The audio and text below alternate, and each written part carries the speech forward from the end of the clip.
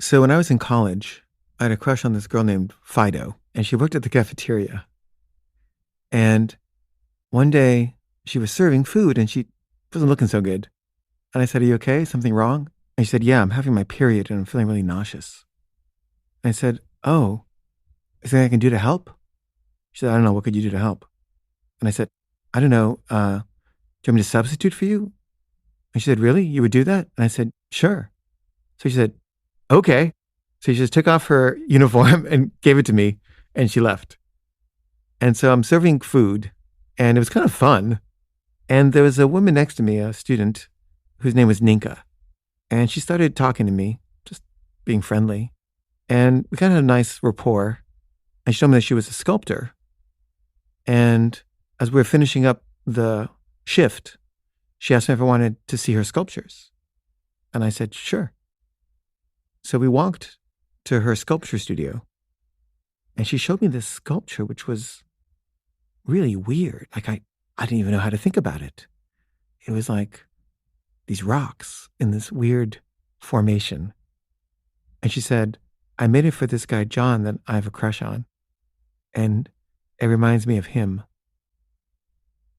And I was really impressed by this. I was like, this reminds you of a person? Like, how does that work? Like, how is this like a person? And to like think of a person and then come up with like a representation of them in rocks? I don't know. I just was like impressed by this. And we started talking some more. And, I've always been very negative and I just sort of trash everything and everyone.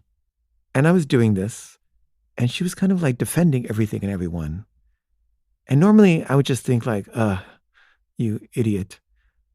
But there was something about her that made me think, oh, she's right. I'm wrong. There is something kind of great and beautiful about everyone. And the more I got to know her, the more I started seeing that there was a way of looking at the world that was diametrically opposed to mine and that was infinitely better. Like she just saw the beauty in everything, in like dirt and in ugly buildings and in grotesque people. She just saw their dignity and their worth. And I don't think I really knew what art was until I met her.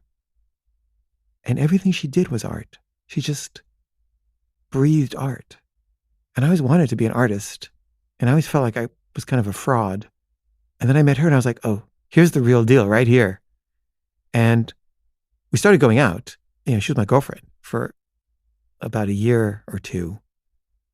But she taught me how to see. And I think I internalized her way of seeing. And we broke up. And she's not that interested in me or being friends even anymore. And she became a doctor. But I feel like whatever artistic merit I have, it's all from her.